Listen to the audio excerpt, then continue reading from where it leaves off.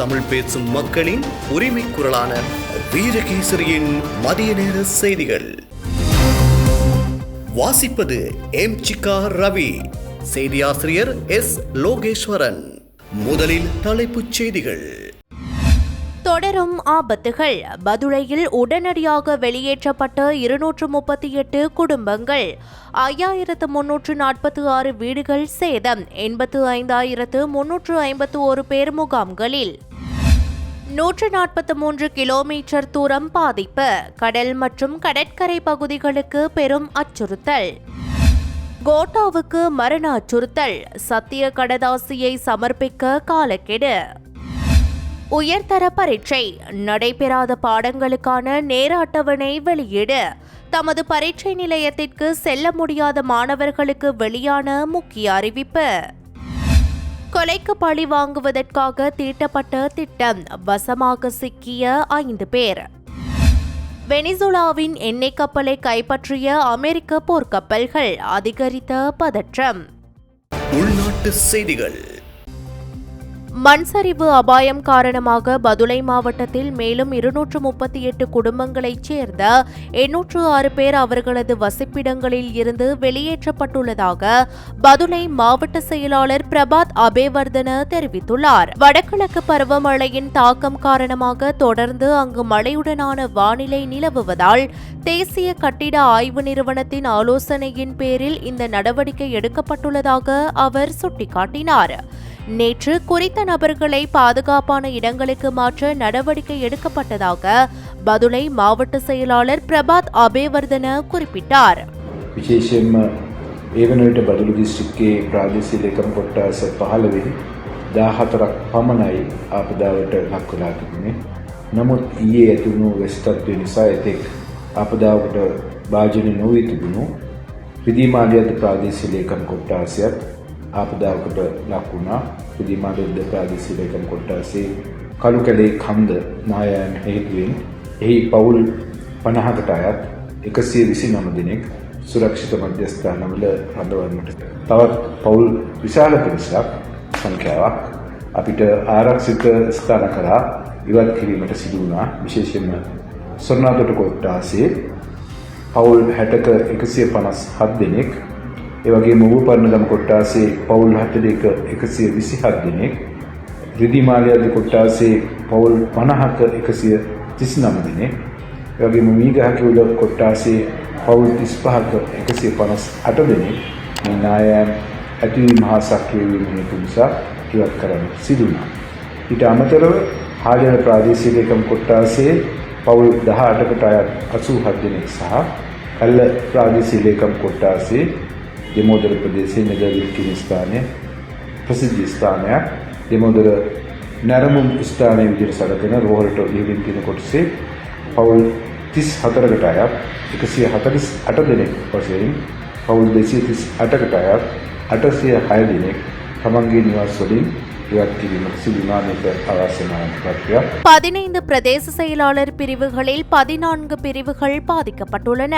பாதிக்கப்படாமல் இருந்த ரிதிமாலியத்த பிரதேச செயலாளர் பிரிவும் இப்போது பாதிக்கப்பட்டுள்ளது. களுக்கேலே மலையில் ஏற்பட்ட மண் சரிவு காரணமாக 50 குடும்பங்களைச் சேர்ந்த 129 பேரை பாதுகாப்பு மையங்களில் தங்க வைக்க வேண்டி ஏற்பட்டுள்ளது.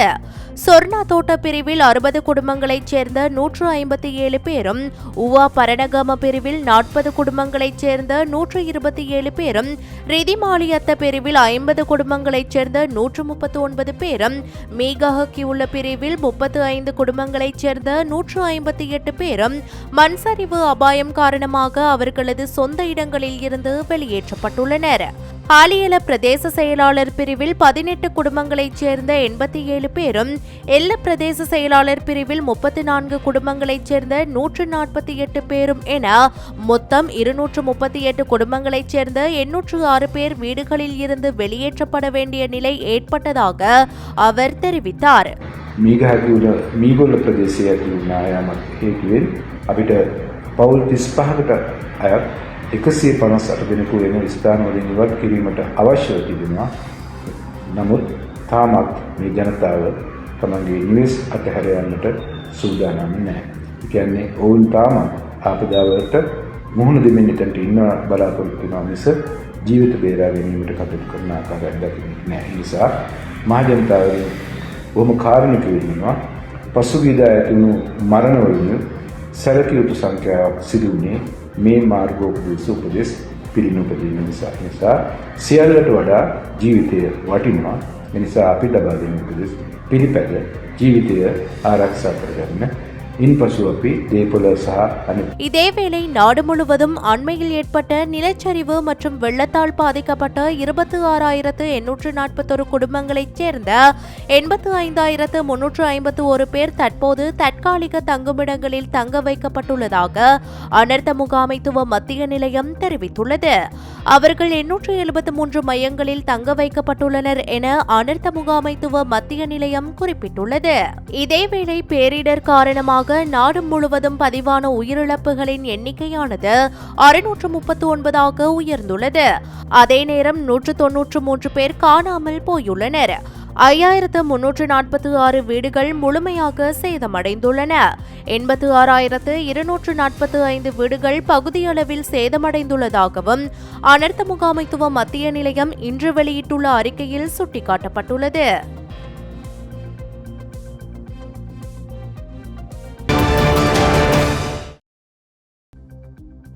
நித்வா சூறாவளியால் ஏற்பட்ட கடும் வெள்ளப்பெருக்கு காரணமாக இலங்கையின் கரையோர பகுதியில் 143 கிலோமீட்டர் தூரம் மாசடைந்துள்ளதாக கடல்சார் சுற்றுச்சூழல் பாதுகாப்பு அதிகார சபை தெரிவித்துள்ளது. இதன் காரணமாக கொழும்பு, நீர்கொழும்பு, சிலாபம், புத்தளம், கட்பிட்டி மற்றும் கிழக்கு மாகாண கரையோர பகுதிகளே மிகவும் பாதிக்கப்பட்டுள்ளதாக தெரிவிக்கப்படுகிறது.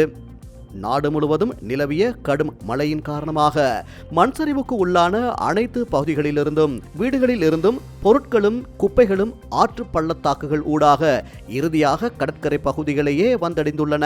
இது தவிர பருவப்பெயர்ச்சி மழை நிலைமை காரணமாக இந்திய கடற்பகுதியில் காணப்பட்ட குப்பைகளும் நாட்டின் கரையோர பகுதியை வந்தடைந்துள்ளமை கண்காணிப்பு ஒன்றின் மூலம் உறுதிப்படுத்தப்பட்டுள்ளது. எனவே இந்த கழிவுப் பொருட்களை அகற்றுவதற்காக கூலி அடிப்படையில் தொழிலாளர்களை பயன்படுத்த தயாராகி வருவதாகவும் இதற்கு குறைந்தபட்சம் 3 வாரங்கள் எடுக்கும் என நம்புவதாகவும் கடல்சார் சுற்றுச்சூழல் பாதுகாப்பு அதிகார சபை தெரிவித்துள்ளது. இந்த குப்பைகள் மற்றும் கழிவுப் பொருட்களை சேகரித்ததன் பின்னர் அவற்றை மீள் சுழற்சிக்கு உட்படுத்துவதற்காக உள்ளூராட்சி நிறுவனங்களின் உதவியை பெற எதிர்பார்ப்பதாக தெரிவிக்கப்பட்டுள்ளது. இதற்காக நாடு முழுவதும் அமைந்துள்ள கடல்சார் சுற்றுச்சூழல் பாதுகாப்பு அதிகார சபையின் 13 பிராந்திய அலுவலகங்களின் உதவிகளை உள்ளூராட்சி நிறுவனங்களுக்கு வழங்க தயாராக இருப்பதாக தெரிவிக்கப்பட்டுள்ளது. இதேவேளை டித்வா புயலுக்கு பின்னரான சேதங்கள் தொடர்பில் முழுமையான மதிப்பீட்டை நிறைவு செய்வதற்கு சுமார் 6 மாதங்கள் தேவைப்படும் என அறிவிக்கப்பட்டுள்ளது. எனினும் உத்தேச மதிப்பீட்டு அறிக்கையை டிசம்பர் 15ஆம் தேதிக்கு பின்னர் சமர்ப்பிக்க முடியும் என பிரதி நிதியமைச்சர் அனில் ஜெயந்த தெரிவித்துள்ளார். ஜனாதிபதி அனுரகுமார திசாநாயக்கவினால் அமைக்கப்பட்ட ரீபில்ட் ஸ்ரீலங்கா நிதியத்தினூடாக குறித்த மதிப்பீட்டு நடவடிக்கைகள் முன்னெடுக்கப்பட்டுள்ளதாகவும் அவர் குறிப்பிட்டுள்ளார். நிறுவன தலைவர்கள், பொது மற்றும் தனியார் துறை பிரதிநிதிகளை கொண்ட முகாமைத்துவ குழு ஆகியவற்றிடம் தேவைகளை மதிப்பிடுதல், முன்னுரிமை திட்டங்களை வகுத்தல், வளங்களை ஒதுக்குதல் மற்றும் மீட்புக்கான நிதியை ஒதுக்குதல் ஆகிய பணிகள் ஒப்படைக்கப்பட்டுள்ளன. இந்நிலையில் உள்நாட்டு மற்றும் சர்வதேச நாடுகள், அமைப்புகள், தனியார் நிறுவனங்களின் ஊடாக ரீபில்ட் ஸ்ரீலங்கா நிதியத்திற்கு தொடர்ச்சியாக நிதி ஒத்துழைப்புகள் வழங்கப்பட்டு வருவதாகவும் பிரதி நிதியமைச்சர் தெரிவித்துள்ளார். யாழ்ப்பாணத்தில் காணாமலாக்கப்பட்ட லலித் மற்றும் குகன் ஆகிய இருவர் தொடர்பில் சாட்சியம் அளிக்க அப்போதைய பாதுகாப்பு செயலாளர் யாழ்ப்பாணம் வருவதற்கு எவ்வகையான அச்சுறுத்தல் இருந்தது என்பதை நியாயமான காரணங்களுடன் சத்திய கடதாசியை மன்றில் சமர்ப்பிக்குமாறு யாழ் நீதவான் நீதிமன்று நேற்று உத்தரவு பிறப்பித்தது. கடந்த 2011ஆம் ஆண்டு மனித உரிமைகள் தினமான டிசம்பர் 10ஆம் தேதி யாழ்ப்பாண நகரில் நடத்த திட்டமிடப்பட்ட காணாமலாக்கப்பட்டோரின் உறவினர்களின் போராட்டத்தை ஒழுங்குபடுத்துவதில் ஈடுபட்டிருந்த லலித்குமார் வீரராஜ் மற்றும் குகன் முருகானந்தன் ஆகியோர் ஆவரங்கால் பகுதியில் வைத்து காணாமலாக்கப்பட்டனர். அதனை அடுத்து லலித் மற்றும் குகன் ஆகியோரின் உறவினர்களால் ஆட்கொணர்வு மனு கடந்த 2012ஆம் ஆண்டு கொழும்பு மேன்முறையீட்டு நீதிமன்றில் தாக்கல் செய்யப்பட்டது. இந்த மனு மீதான விசாரணையின் போது இந்த கடத்தல் சம்பவம் தொடர்பாக சம்பந்தப்பட்ட சாட்சிகளை விசாரணை செய்து அறிக்கை சமர்ப்பிக்குமாறு யாழ்ப்பாணம் நீதவான் நீதிமன்றுக்கு கொழும்பு மேன்முறையீட்டு நீதிமன்றம் உத்தரவிட்டது. இதனையடுத்து யாழ்ப்பாணம் நீதவான் நீதிமன்றில் 2012ஆம் ஆண்டு செப்டம்பர் மாதம் 19ஆம் தேதி விசாரணைகள் ஆரம்பமாகின. இந்நிலையில் குறித்த வழக்கு விசாரணைகளின் போது கடந்த 2017ஆம் ஆண்டு மனுவின் சாட்சியாளர் பட்டியலில் முன்னாள் பாதுகாப்பு செயலாளர் கோட்டாபய ராஜபக்சவின் பெயர் இணைக்கப்பட்டது. அதனைத் தொடர்ந்து நடைபெற்ற வழக்கு விசாரணைகளை தொடர்ந்து கோட்டாபய ராஜபக்ச மன்றில் தோன்றி சாட்சியம் அளிக்குமாறு மன்று உத்தரவிட்டது. பாதுகாப்பு காரணங்களால் தன்னால் யாழ்ப்பாணம் வர முடியாது என தொடர்ச்சியாக கோட்டாபய ராஜபக்ச தெரிவித்து வந்தார். இந்நிலையில் நேற்று நடைபெற்ற வழக்கு விசாரணைகளின் போது கோட்டாபய ராஜபக்ச நிகழ்நிலை ஊடாக தோன்றி சாட்சியம் அளிக்க தனது சட்டத்தரணிகள் ஊடாக மன்றில் விண்ணப்பம் செய்தார். அதனை அடுத்து கோட்டாபய ராஜபக்ச யாழ்ப்பாணம் வருகை தருவதில் உள்ள பாதுகாப்பு அச்சுறுத்தல் தொடர்பில் சத்திய கடதாசியை மன்றில் சமர்ப்பிக்குமாறு உத்தரவிட்ட மன்று அடுத்த வழக்கு விசாரணைகளை எதிர்வரும் பிப்ரவரி 6ஆம் தேதிக்கு ஒத்திவைத்தது. உங்களுக்கு தெரியும், வடகிழக்கிலே தொடர்ச்சியாக காணாமலாக்கப்பட்டோருக்கு என்ன தீர்வு என்று தாய்மார் போராடி கொண்டிருக்கின்றார்கள். அந்த போராட்டத்திற்கு ஆரம்ப காலகட்டத்திலே 14 வருடத்திற்கு முன்னர் இதே நாளில், அதாவது ஒரு மனித உரிமை நாளில், ஒரு மனித உரிமையை போற்றக்கூடிய ஒரு நாளில் லலித் மற்றும் குகன் ஆகியோர் யாழ்ப்பாணத்துக்கு வருகை தந்து காணாமலாக்கப்பட்டோருடைய உறவினர்களோடு இணைந்து ஒரு ஏற்பாடொன்றை செய்வதற்காக, ஒரு பத்திரிகையாளர் சந்திப்பை நடத்துவதற்காக ஆரம்பகட்ட பணிகளை செய்து கொண்டிருந்தார்கள். அந்த நேரத்தில் அவர்கள் கடத்தப்பட்டு காணாமலாக்கப்பட்டார்கள். இன்று வரை அவர்கள் தொடர்பாக எந்த விதமான செய்திகளும் இல்லை. குறிப்பாக கேலிய ரம்புக்வெல அவர்கள் பாதுகாப்பு படையினரும் இருக்கின்றார் என்ற ஒரு கருத்தை முன்வைத்திருந்தார். அந்த அடிப்படையில் அன்றைய பாதுகாப்பு செயலாளராக இருந்தவர் கோட்டாபய ராஜபக்ச. எனவே இவர்களிடம் பொறுப்பு இருக்கின்றது, பொறுப்பை கூற வேண்டிய அவசிய கடப்பாடு இருக்கின்றது. லலித் குகனினுடைய இந்த கடத்தல் காணாமலாக்கப்படுதல் தொடர்பான வழக்கை முற்றாக இல்லாமல் செய்வதற்காக, அந்த வழக்கையும் காணாமல் செய்வதற்கான சகல முயற்சிகளையும் செய்து கொண்டிருக்கின்றார்கள். குறிப்பாக கோட்டாபாயவை சாட்சி சொல்வதற்காக அழைத்த பொழுது இந்த யாழ் நீதிமன்றத்துக்கு வருவதற்கு அவர்களுக்கு பாதுகாப்பு பிரச்சனை இருக்கிறதாக தொடர்ச்சியாக கூறிக்கொண்டிருக்கின்றார். இது நாட்டு மக்களையும் யாழ்ப்பாண நீதிமன்றத்தையும் நீதித்துறையையும் பாதுகாப்பையும் அவமதிக்கின்ற ஒரு செயல் என்று நாங்கள் கூறுகின்றோம் தொடர்ச்சியாக. ஏனென்றால் கோட்டாபாய தன்னுடைய தேர்தல் காலத்தில் எத்தனையோ தடவைகள் யாழுக்கு விஜயம் செய்திருக்கின்றார், யுத்த காலத்தில் எத்தனையோ தடவை விஜயம் செய்திருக்கின்றார். இன்று எந்த ஒரு சிக்கலும் இல்லாத நிலையில், பாதுகாப்பு பிரச்சனை இல்லாத நிலையில் வடக்கு கிழக்கு இருக்கின்றது. அப்படி இருந்தும் தொடர்ச்சியாக பொய்க்காரணங்களை கூறி நீதிமன்றத்திற்கு வராமல் இருக்கின்ற இந்த கோட்டாபாய தொடர்பாக மக்கள் புரிந்து கொள்ள வேண்டும். அடுத்தது, இந்த கடத்தல் மற்றும் காணாமலாக்களுக்கு பின்னால் இவர்களுடைய பங்களிப்புகள் இருக்கின்றது என்பதை இப்படியான செயற்பாடுகள் மூலம் தொடர்ச்சியாக உறுதிப்படுத்தி கொண்டிருக்கின்றார்கள். எனவே மனித உரிமையை காப்பதற்காக வடகிழக்கில் காணாமலாக்கப்பட்ட உறவுகளுக்கு என்ன நடந்தது என்று கோருவதற்காக, அவர்களுக்கு ஒத்துழைப்பு வழங்குவதற்காக வந்த லலித் குகனுக்கு என்ன நடந்தது என்பதை நாங்கள் அறிந்தே தீர்வோம். அவர்களை காணாமல் ஆக்கியோருக்கு தக்க தண்டனை பெற்றுக் கொடுத்தே தீர்வோம் என்ற அடிப்படையில் நாங்கள் இந்த வழக்கை கையாண்டு கொண்டிருக்கின்றோம். நன்றி. இன்றைய வழக்கின் முக்கியமான ஒரு விடயமாக வரும் பிப்ரவரி 6ஆம் தேதி கோட்டாபாய அவர்களை ஒரு சத்திய கடிதாசி ஒன்று முடித்து தருமாறு கோரியிருக்கின்றார்கள். குறிப்பாக யாழ்ப்பாணத்துக்கு வருவதற்கு அவருக்கு என்ன பாதுகாப்பு பிரச்சனையாக இருக்கின்றது என்பதை முற்றுமுழுதாக தெளிவாக குறிப்பிட்டு கூற சொல்லியிருக்கின்றார்கள் நீதிமன்றத்தார். මීට අවුරුදු 14කට කලින් අද වගේ දවසක යාපනයේදී ලලිත් කුමාර් වීරරාජු සහ කුගන් මුරුගානන්දන් කියන දේශපාලන සහ මානව හිමිකම් ක්‍රියාකාරකයන් දෙදෙනා අතුරුදහන් වෙනවා. මේ දක්වා ඒ දෙදෙනා සම්බන්ධයෙන් තොරතුරක් නැහැ. ඒ අනුව 2012 අවුරුද්දේදී ඔවුන්ගේ ඥාතීන් අභියාචනාධිකරණයේ අභයාස්කෝපු සෙල්ලීමක් කරනවා. එම දෙදෙනා ආණ්ඩුවේ භාරයේ සිටිනවා නම් වහාම ඉදිරිපත් කරන්න කියලා. ඒ සම්බන්ධයෙන් දීර්ඝ නඩු විභාගයක් පසුව යාපනයේ මහේස්ත්‍රාත් අධිකරණයේ පවතිනවා. එහිදී කරුණු අනාවරණය වෙනවා සාක්ෂි මගින්. විශේෂයෙන්ම 2012 අවුරුද්ද වෙනකොට මේ රටේ හිටපු කැබිනට් මාධ්‍ය ප්‍රකාශක කෙහෙලිය රමුක්වැල්ලගේ සාක්ෂියෙන් අනාවරණය වෙනවා. මෙම අතුරුදන් කිරීම සම්බන්ධයෙන් ඒ වන විට ආරක්ෂක ලේකම්ව සිටි ගෝඨාභය රාජපක්ෂ දැනගෙන සිටියා කියන කාරණේ. ඒ කරුණු මත සෑහීමකට පත්වෙච්ච මහේස්ත්‍රාත්තුමා 2019 අවුරුද්දේ අප්‍රේල් මාසයේදී පමණ ගෝඨාභය රාජපක්ෂට මෙම අධිකරණයේ සාක්ෂි දීම සඳහා නියෝගයක් නිකුත් කරනවා. පසුව 2019 ජනාධිපතිවරණයට කලින් ගෝඨාභය රාජපක්ෂ අභියාචනාධිකරණයට ඒකපාක්ෂික ඉල්ලීමක් කරලා ඒ සඳහා අතුරු නියෝගයක් ලබා ගන්නවා ඔහු සාක්ෂි දීම අවශ්‍ය නැහැ කියලා. කොහොම හරි අවසානයේදී මේ සම්බන්ධයෙන් ශ්‍රේෂ්ඨාධිකරණයට කරන ලද අභියාචනකින් පසුව ශ්‍රේෂ්ඨාධිකරණයේදී නැවත වතාවක් ගෝඨාභය රාජපක්ෂ එකඟ වෙනවා අධිකරණයේ ඉදිරියේ සාක්ෂි දෙන්න. நாடளாவிய ரீதியில் நிலவிய சீரற்ற காலநிலை காரணமாக 2025 கல்வி பொதுத்தராதர உயர்தர பரீட்சையில் நடைபெறாத பாடங்களை 2026 ஜனவரி மாதம் 12ஆம் திகதி தொடக்கம் ஜனவரி மாதம் 20ஆம் திகதி வரை நடாத்துவதற்கான ஏற்பாடுகள் மேற்கொள்ளப்பட்டுள்ளன. இதற்கான திருத்தப்பட்ட பரீட்சை நேர அட்டவணை பரீட்சைகள் திணைக்களத்தினால் வெளியிடப்பட்டுள்ளது. இயற்கை அனர்த்தங்களால் பாதிப்படைந்த பாடசாலை பரீட்சார்த்திகள் தமது பரீட்சை நிலையத்திற்கு செல்ல முடியாதிருப்பின் தங்களுடைய பாடசாலை அதிபருக்கு அறியத்தரல் வேண்டும்.